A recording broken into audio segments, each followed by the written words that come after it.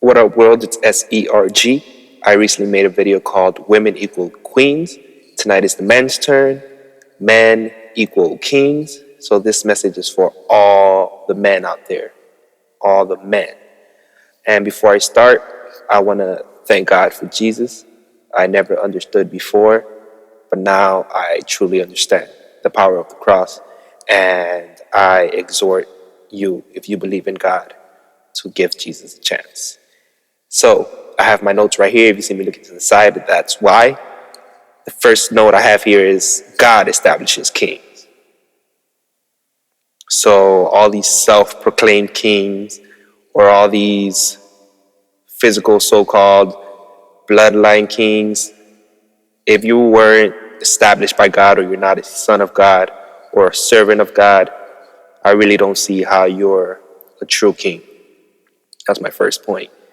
Second point, kings don't show off or need physical riches.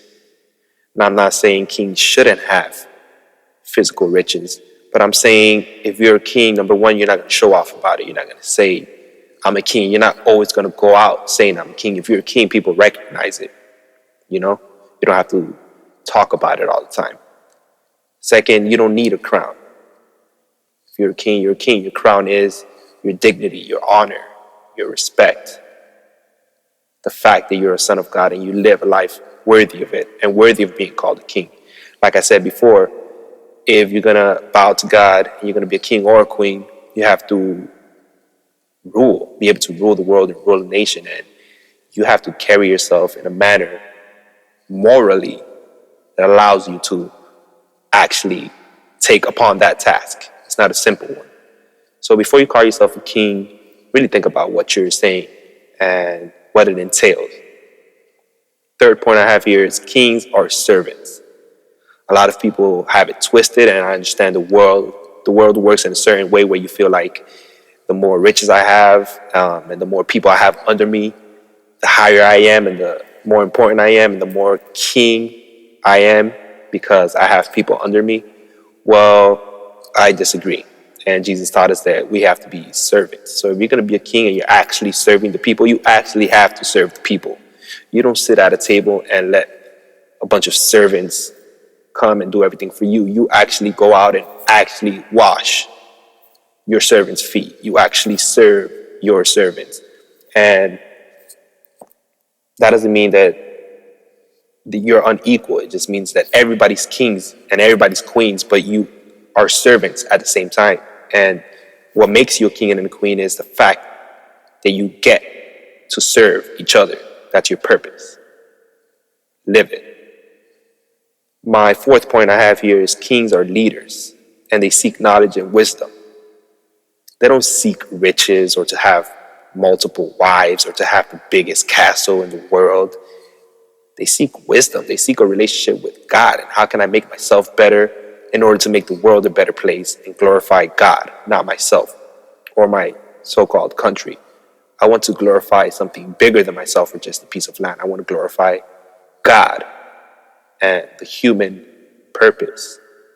Glorify love. Next point is kings surround themselves with other kings and queens. They surround themselves with other kings and queens. So you don't hang around people who act like less than a king or a queen. You carry yourself with dignity and respect and honor and moral uprightness and righteousness. You hang around people who do the same. They will uplift you. They will encourage you. The next point is kings respect queens. And that means you protect and you uplift women with no excuse. There should be no excuse as to why you're treating a woman with less respect than she deserves. And I'm mainly talking about being sexually immoral. And there's no excuse why that should be happening. If you're a king and you believe women are queens, if you don't believe they're queens, hey, it doesn't justify your actions, but it shows why you're doing it.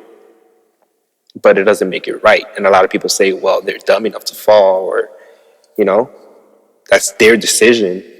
So, okay, so you're going to have sex with a girl or you're going to use that to justify the fact that you're having sex with that girl, or you're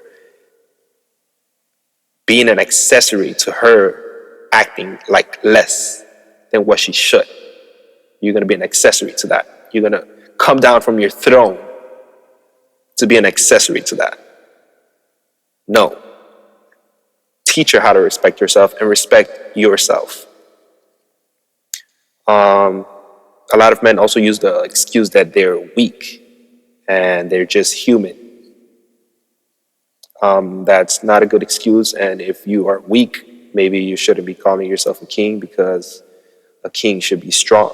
You're supposed to be able to be a leader and lead the people, not only physically in a country, but spiritually and morally in their hearts. You're supposed to be setting an example in all aspects. And just think about how if you have a daughter and you're doing this, it's more of a shame on you because you have a daughter. Like, would you want a guy treating her the way you're treating women? You know, the way you're treating women, being a player. Would you want somebody doing that to your daughter? And if you don't have a daughter, you have a sister or you have a mom. So if you have a sister, a mom, or a daughter, you have no excuse as to why you're treating women like a piece of meat. Now, I understand that pleasure, the pleasure of being with a woman feels good. And once again, I am not innocent and I am not proud. But you know what feels better than pleasure? Pleasure with a purpose. So it's the pleasure that you're receiving with a purpose. 'Cause I'm sure there's guys out there who have been with a girl. They enjoy the pleasure and they're like, this girl is so fine, I want to wife her. And then it all falls apart. It all falls apart and you're like, what happened? You have your heart broken. And then you just go back to the same cycle. And it's damaging to your spirit and it's bad. It's bad. You have to end this at some point in your life. You have to understand that there's a purpose for sex. There's a purpose for a relationship. There's a purpose for women. And there's a purpose for everything. Ask God, seek knowledge, seek wisdom.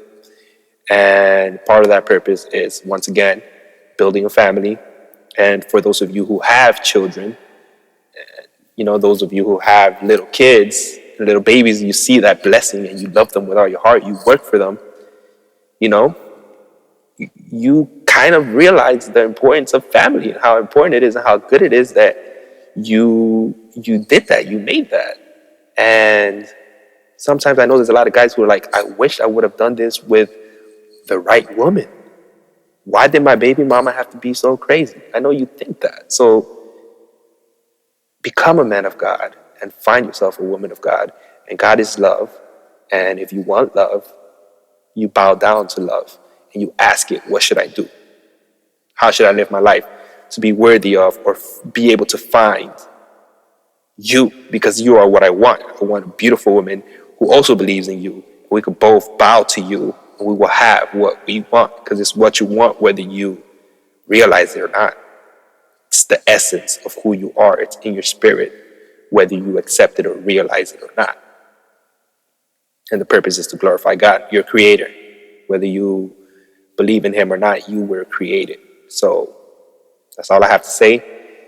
Think about it. Ask yourself if it's true, and just seek wisdom. Don't just live your life clubbing, getting drunk, and trying to find women. Ask yourself, what is the purpose for what you're doing? Is it worth it? Where am I headed with this? Live your life with a purpose. That's what kings do. Have a great night. God bless. Jesus loves you.